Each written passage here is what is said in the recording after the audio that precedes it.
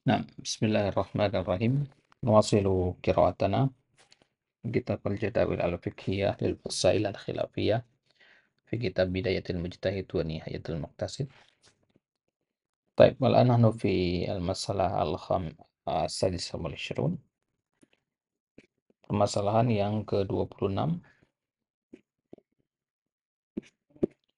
yaitu hukmu man ghassala rijlaihi wa labisa khuffaihi summa atamma wudu'ahu hal yamsah alaihima.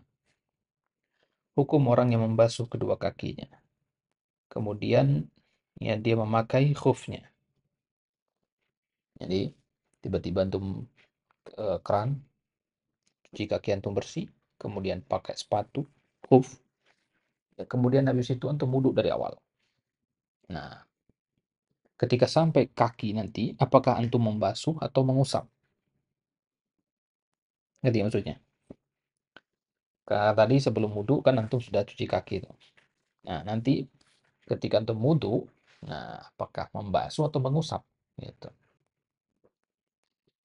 Nah, paham surah masalahnya? Mm-mm.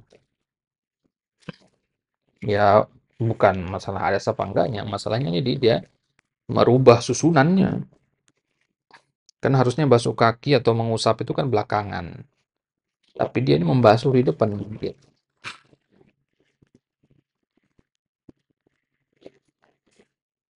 Baik. Kita lihat tahrir makhlul khilaf. Ajma'u ala anna syartal masyi alal khufain an takuna rijlani tahirataini bituhril wudu.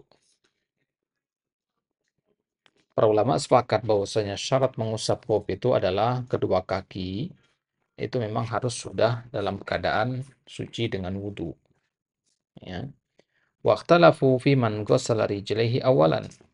Dan dipersisihkan oleh para fuqaha itu adalah ya, orang-orang yang membasuh kedua kakinya dulu, tsumma labisa khuffah, ya, kemudian dia memakai khufnya, tsumma akmala wudu'ah, kemudian dia wudu dari awal, dia membasuh tangan, kumur-kumur dan sebagainya.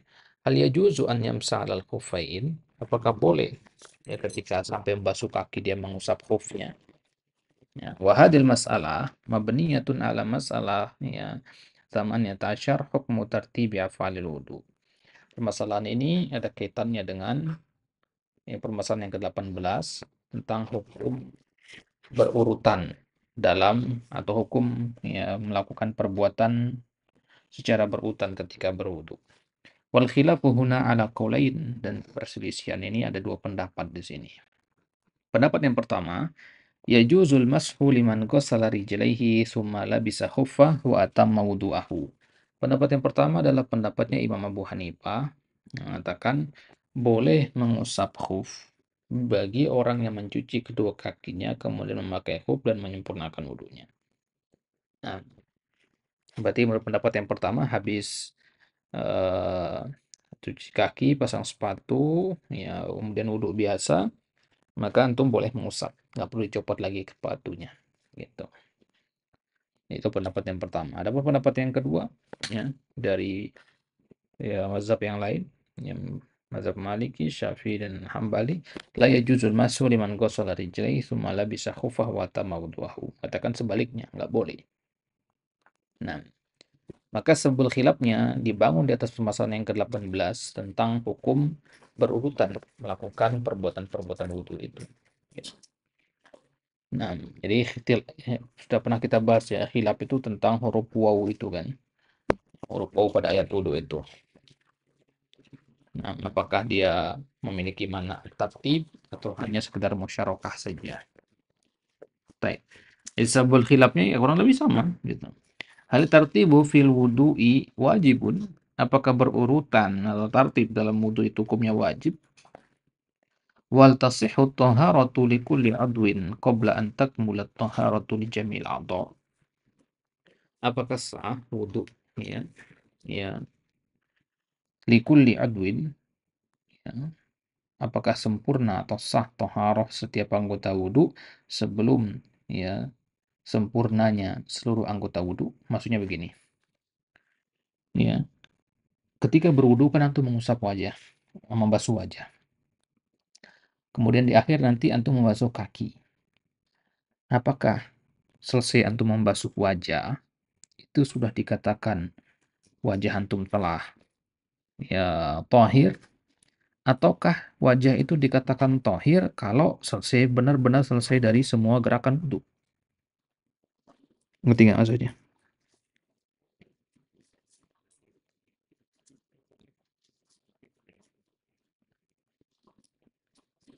Jadi wudu itu dikatakan sah apakah nunggu satu rangkaian ataukah ya satu yang diusap sudah dikatakan tohir gitu. Nah, paham ya maksudnya ya? Taib. Jadi dua ini ya sababul hilafnya di sini.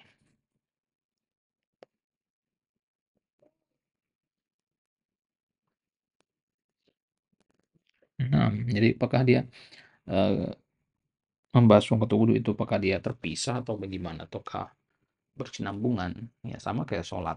Ya masing-masing gerakan sholat itu berdiri sendiri ataukah itu satu kesatuan yang saling membutuhkan gitu. Jadi nggak akan sempurna gerakan yang pertama kalau ya gerakan yang kedua belum dikerjakan gitu. Baik. Dalil pendapat yang pertama, li'anna tartiba fil wudu'i ghairu wajib. Tartib dalam wudu itu nggak wajib, kata Imam Abu Hanifah. Makanya ya boleh berarti mengusap bagi orang yang membasuh kedua kakinya di depan. Artinya dibalik gerakan wudunya. Basuh kaki dulu di depan. Gitu. Ya, berarti nggak masalah. Ya, karena tartib menurut Imam Abu Hanifah itu tidak membatalkan wudhu. Gue wajib dia. Baik. Kemudian yang kedua, li'anna taharata tasihhu likulli udwin qabla an takmula taharatu li jamil a'dha. Ini sebab khilaf yang kedua tadi.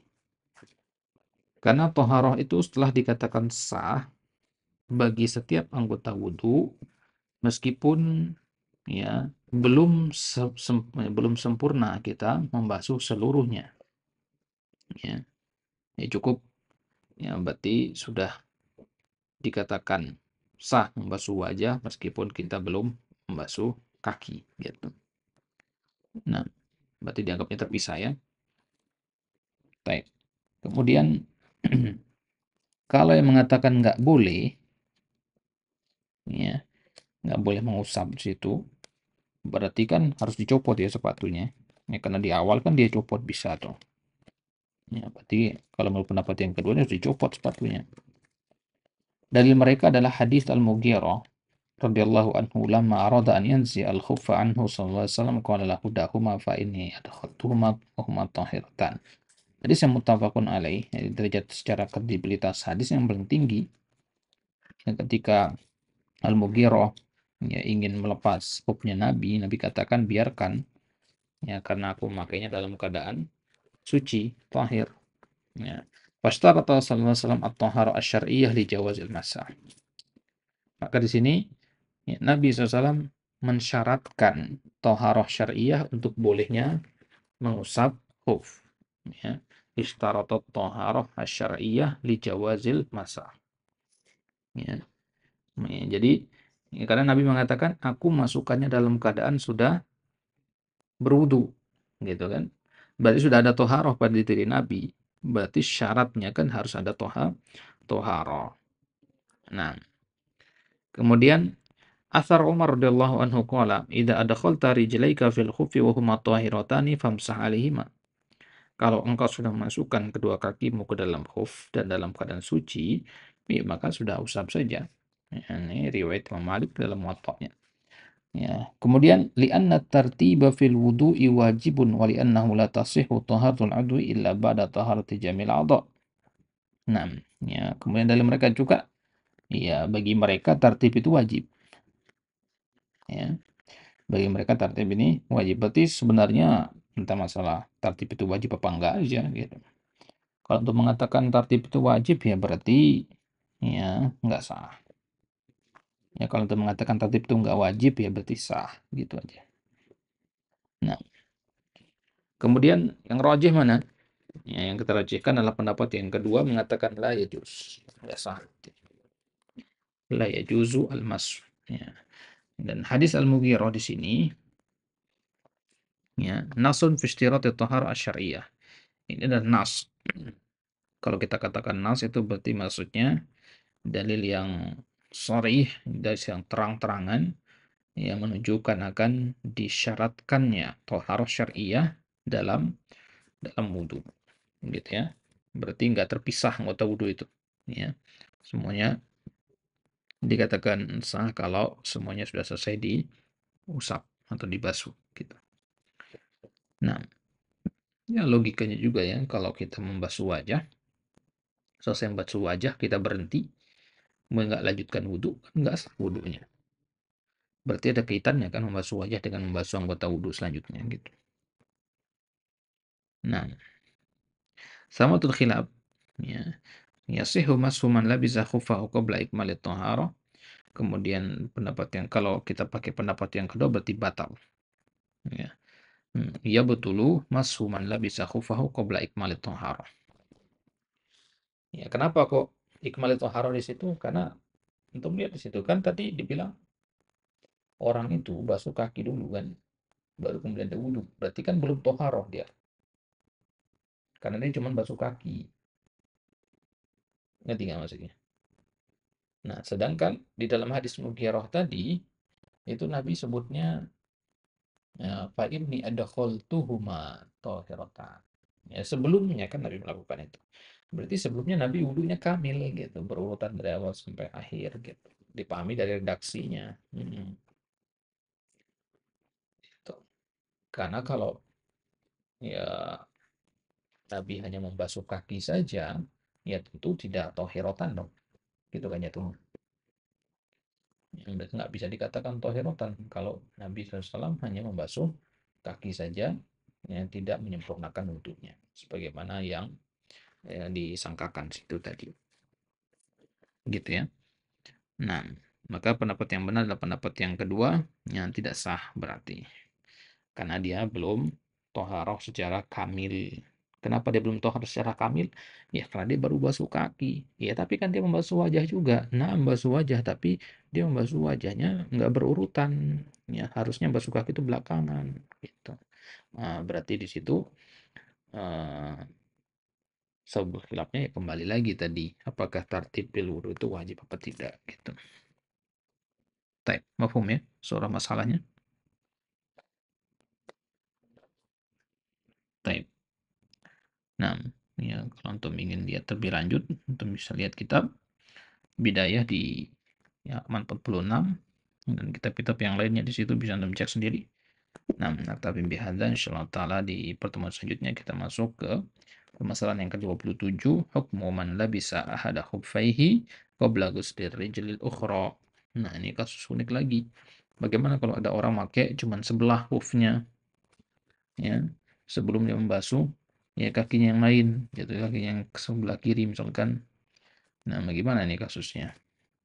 Nah, apakah boleh apa tidak? Nah, kemudian di kasus yang ke-28 nanti hukum ya, al-masu alal khufis tsani bagi orang yang double. Kenapa? Hah?